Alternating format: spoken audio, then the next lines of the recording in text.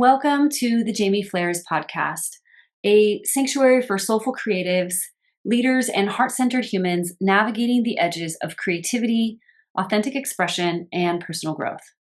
I'm your host, Jaime Fleres, author, transformational guide, and founder of Whale Song Creative. Today I'm dropping in solo to talk about the seasons of creativity, which may be a new concept to you. If you're a creative person, whether that looks like authorship, art, the writing of poetry, entrepreneurship, cooking, or any other medium of creative devotion, I think you'll really appreciate this way of seeing the creative process. If you're seeking support reigniting or connecting more deeply to your own creative process, I highly recommend my 21-day immersion Catalyst, which is available on demand on my website, jaimefleres.com. We just finished our first live round of the immersion, and so many participants had massive creative breakthroughs and are stepping toward work that feels deeply aligned and enlivening for them. It's been such a joy to walk with the first Catalyst crew as they reignited their creativity. And one of the things that we talk about inside of that immersion is this idea of the seasons of creativity. And I got some feedback from the current participants that this particular invitation inside of the program was really evocative for them. They reported back that they had to take some time with this concept, but that it actually really changed the way that they were engaging in their creative life. And so because of that, I wanted to bring this idea of the seasons of creativity to the podcast. So here we are. So let's first talk about how creativity is often what kind of constraints and conditions our creativity often operates in our kind of dominant default culture. So we live in a time where, linear productivity is still valued above more of a wild creative process, right? We tend to live in a world that's always on, that really values productivity, that encourages us to hustle, to keep producing, to be constantly on, constantly outputting, to make visible progress, and to move forward at all costs.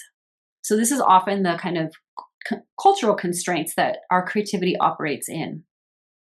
And I see day in and day out with the work that I do with authors and other creatives that this often causes our creativity to feel forced or pressurized, or that it's all based in performance and outcome or output.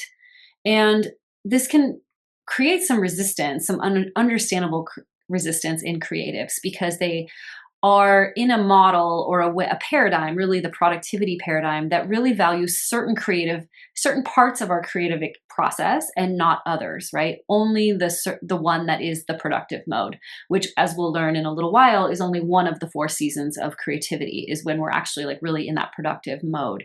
But the other 3 seasons are equally important, and we need all 4 of them in order to have a really healthy, vital, creative life. So oftentimes when we're in that productivity model, if we're writing a book, for example, it might be a real focus on how much we're producing. How many words did we get on the page? How many times did we sit down and for how long? It's a very quantitative metric. We might be really valuing our own speed and efficiency, how fast we can move through, how quickly we can write or how efficiently we can write. And we may only be counting certain activities as quote unquote, the book writing process and not counting others, even though they're all absolutely integral to the process. So I really want to open this up for us today so that we can really see what all that is entailed in the creative process and really honor how we're moving through it.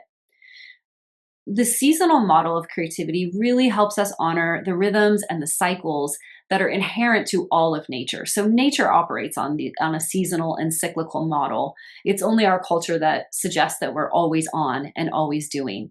So this kind of concept helps us get closer to what is actually true and organic to our creative process and what is natural. So what we're going to do today, what I'd love to kind of share with you I'd love to introduce the 4 seasons and talk a little bit about what they might look like and how they might feel. I'd like to talk about the intervals, how they might overlap and how fast or how long it takes us to cycle through these things, because cycles happen within cycles all the time. And we'll also talk about how important it is to know what creative season you're in so that you know how to align with it and work with it rather than against it. I'll leave you with a few questions to consider for your own creative process so you can identify where you are in the seasons of creativity. And then we'll wrap up for today. Let's introduce these 4 seasons of creativity. So a couple more things to note about these seasons is that they're not hierarchical, although productivity culture would have us rank them in terms of value. They are all integral to the whole of our creative process. We need all 4 of these seasons, and we have all 4 of these seasons as we cycle through a creative project or our creative life. So let's look at each of these and talk about what might be happening in each of these and how to know when you're in it.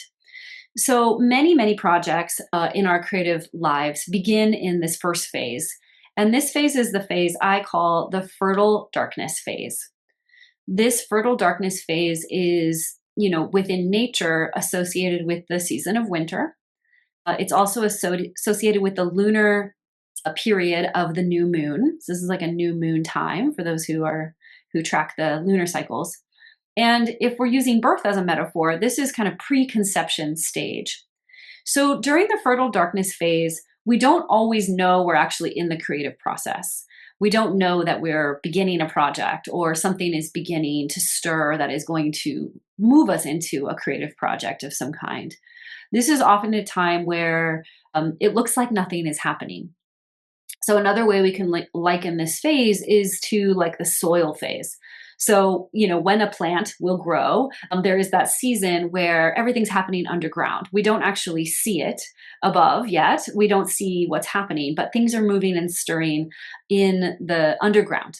And so that's what this season is like, where things are moving, ideas are beginning to gestate, but we're not necessarily fully conscious of them. They might come and go. It might feel kind of ephemeral.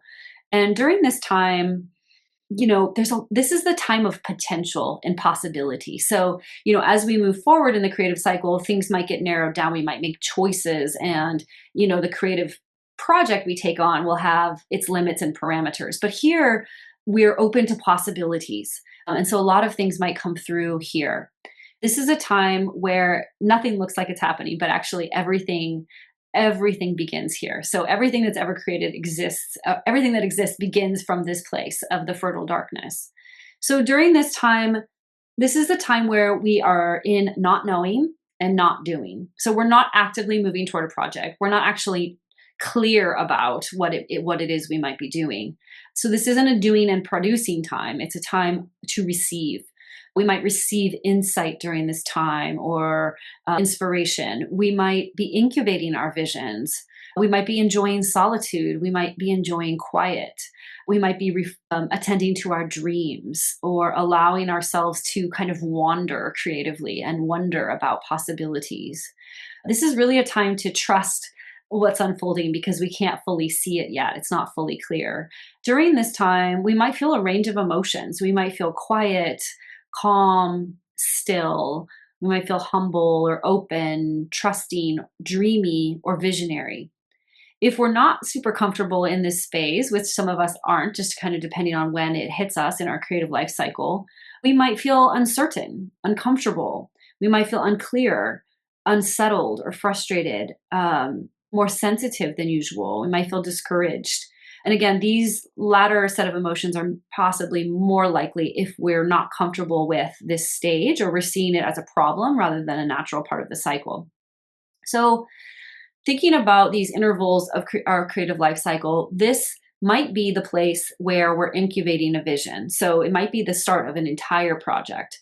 But as we're often running inside of a creative project, this fertile darkness phase might actually be the time where you're out on a walk and it looks like nothing's happening on your creative project, or you're in the shower and it looks like nothing's happening in your creative project, or you're doing something that has nothing to do with the creative project seemingly, or maybe you're meditating or creating space. Maybe you sit down. Part of your creative practice that would align with the fertile darkness season is to spend some time doing nothing, to actually allow yourself some space and time to receive. We talk about that inside the Creative Catalyst program as well. So during that fertile darkness phase, we don't always know. what's happening. But this is also the time where we kind of let go fallow our creative process. And what I find, and I'm sure you could probably relate, is that during those times where it seems like nothing's happening, it's actually the time where our brains are integrating information and new ideas can come forth because they have room, or a new insight might pop in, right? This is that idea that like the best ideas come in the shower. It's like that's fertile darkness phase of our creative cycle where it looks like nothing's happening. We're not putting any pressure on ourselves in that season to allow something to force something to happen. We're just allowing ourselves to be. So that's the first season, which is the fertile darkness phase. Now, the second phase is the bud phase. That's what I call it, the bud. The bud phase is associated with our season of spring. It's associated with the waxing moon in the lunar cycles. And if we're looking at creativity as a birth in a birth metaphor, it would be the conception stage. So this is that period where if we're using the soil metaphor, right? If the fertile darkness had everything was happening under the soil, now all of a sudden it's that spring energy, those first buds, the first emergence of something that we can actually see and know and relate to.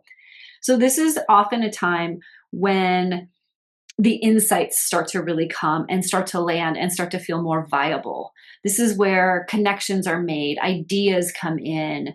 We have the energy now where we didn't before to take aligned action, to plan, to strategize, to brainstorm or wonderstorm, to do research, to begin some new element of our creative project. So if we're a cook, maybe we've got like inspiration for a new recipe and we're trying some ideas down on the page or in our kitchen. If we're a writer, maybe this is the time where we start to think about the structure of our book or the concept itself and like what the book is going to be about and what it's going to do and what it's going to say. It could be an art project where we're starting to get our materials out and play with a sketch of whatever we're going to paint, something like that. Like the ideas are really emerging and we're starting to see something begin to take form. But still we're in the idea phase. So this isn't the productivity season yet. Even though there is more action and more outward aligned movement, we're still not fully in the we're doing the thing, quote unquote. We're still, this is somewhat like a preparation time. Sometimes this period can feel like you have many, many, many ideas. So this might be where multiple ideas for books or projects come in. It can feel like Grand Central Station in our mind because there's just so many possibilities that we're really registering a little bit differently than we did in that first season. We might be really engaging in something that's beginning to take form, but we might not be actively producing. Again, this is still kind of a time of ideas and possibility. So possibilities like getting closer to taking form here. During this season, you might feel energetic, enthusiastic, engaged, and encouraged. But you might also feel a little scattered or overwhelmed by the energy of this phase, right? There's a lot of kind of bolder energy that can come in this season of the bud phase. And then once we move out of that phase, we move into what's called the bloom phase. And the bloom phase is associated with the season of summer. It's full moon energy if we're tracking this through the lunar cycles. And it's also associated with the pregnancy process if we're looking at it through the metaphor of birth.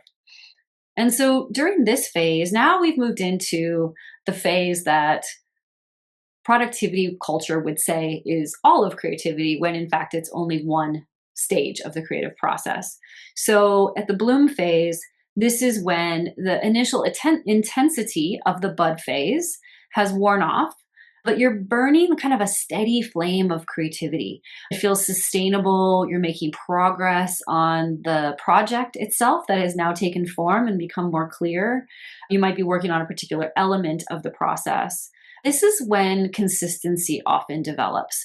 So in the bud phase, you might have fits and starts. You might have time where you're trying some things on, you're exploring, and then things kind of pause for a moment. The energy can be a little bit more erratic in the bud phase and a little bit more consistent in the bloom phase. So I know for me, in times that I've been writing books, this is the phase where it does look like that steady, consistent, like words on a page. I'm showing up for the writing on a regular basis. But that's just one season. So again, everyone wishes it was summer all the time. Summer is usually the only phase of the creative cycle that actually gets validated. This is just one phase. And summer depends on all the other phases, right? You don't have a bloom if you don't have the bud phase and the fertile darkness phase. So we really need those two in order to have this one, and we'll need the fourth as well. So during this time, again, consistency, steadiness, this is the time where there is some forward progress, some steady momentum. But again, this is just one of the four. So during this phase, you may feel capable, centered, focused, determined, and clear. So this is the quality of this third phase, the bloom phase. And then the fourth phase of our creative season is our harvest phase. So this is our fourth and final season. Again, not final really, because we're going to start all over again. But the last phase is the harvest phase. So this is the phase that is associated with the season of fall, the waning moon, the moon that's going back toward the dark phase, and birth itself. So during this stage, this is often, if we're looking at the whole arc of a creative project, this is often when most or a significant portion of the project has been completed or you've reached a major milestone. This is a time when you might begin to slow down and reflect on the efforts you made in the bud and bloom phases. This might be a time to celebrate your success, reflect on what you've learned, and kind of assess what worked, what didn't work. This is also a time in our creative process where we might be organizing, editing, refining, polishing the work. So once we have maybe the first iteration of the work that comes through during the bloom phase, the harvest phase might be the place where we're refining, where we're getting feedback, where we're, tweaking things or adapting things or polishing things in order to bring it to its completion. So like in the book process, for example, this would be the editing phase.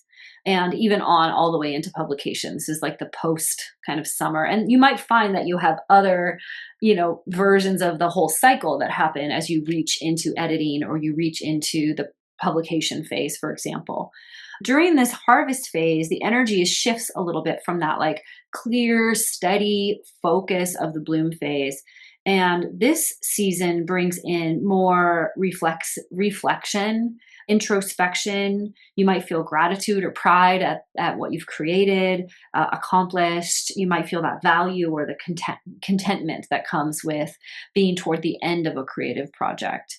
But even inside of smaller cycles within our creative project, the harvest phase might look like the closing of the laptop for the day and the like hand on the heart moment of like, I showed up for this project today. Or it might be the moment that you put the paintbrush down for the day and go back into the season of fertile darkness, that fallow season, until you return to the canvas again.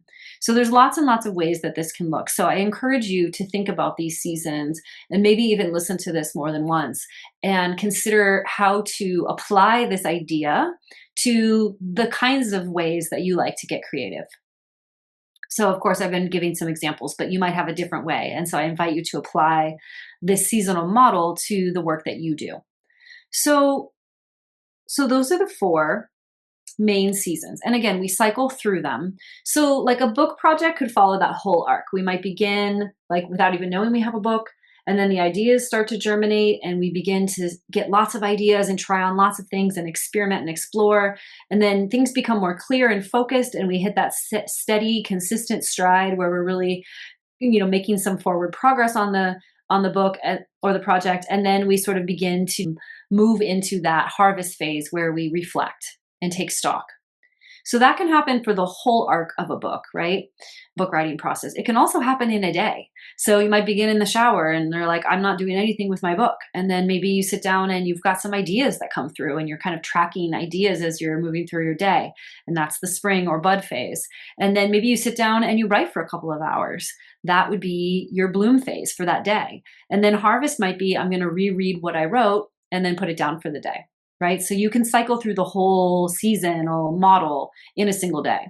You might find yourself in a stage for a little while with a project. So for example, with the book writing process, I'll just continue to use that as an example because I work with a lot of authors.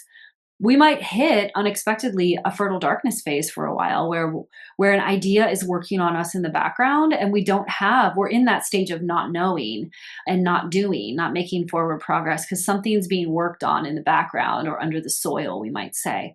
And then once it blooms, we can carry that idea forward or that piece of the project forward. So consider all of this and consider that just as we think about the productivity cultural model that we have, the productivity paradigm, we see that only the bloom phase is really included in that model and the other three are not. So we only have like a partial view of what it's actually like to be a creative being.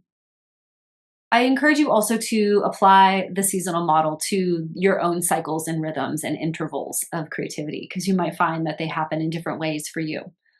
But what's most important and I think helpful is to consider where you are in the seasonal model in whatever way you want. You might think of your creativity more generally. You might think of a project itself. Like, where am I in the seasonal model with this particular project?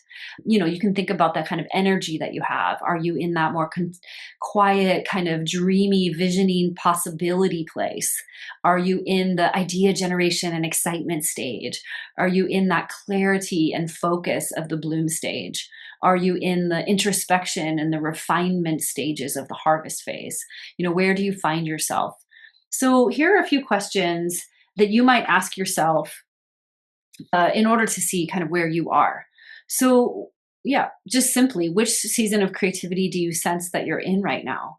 That fertile darkness, the bud, bloom, or harvest? What evidence supports this when you look at your energy, your emotions, or your attention? And then more interesting questions too here are, how have you been relating to this season? Have you felt like you're aligned and in acceptance with this season of your creativity? Have you felt judgment about it? Have you maybe felt curiosity? Have you felt resistance? What has been your relationship to this natural season of your creative life? And as you begin to identify this season, what is this season asking of you right now? And especially if you stop trying to make it something else. So if we really allow, spring to be spring and winter to be winter and fall to be fall in our seasons of, our creative life, if we really honor the stage that we know ourselves to be in, what is that asking of us right now? And how might you begin to align with that so that you can work with the seasons rather than against them? And then lastly, you might just think more generally about what might change in your creative life if you begin to approach it by honoring these seasons of creativity rather than trying to move to a different season or valuing one at the erasure or devaluation of the other. I hope that this is a supportive way of thinking of your own creative life. I'd love to hear what this brings up for you. I'm always available if you want to reach out and share your thoughts and ideas. This work, also the work of, talking through the seasons of creativity, is also in my book, The Author Adventure. And so you can definitely check out, it's one of the first chapters in the book. And so if you want something in written form or more support in thinking about creativity in this more holistic way, I definitely invite you to check that book out, especially if you're an aspiring author. And I thank you so much for joining me today on this episode of the Jaime Fleres Podcast. If you love this episode, please share it with a friend so these conversations can continue to spread and support other people. Be sure to subscribe so you don't miss an episode, and your reviews are always so greatly appreciated. And if you want to check out my work, please reach out. All of the links are in the show notes. You can also find the links there for Catalyst and the book. And I thank you so much for joining me today. I look forward to connecting with you again.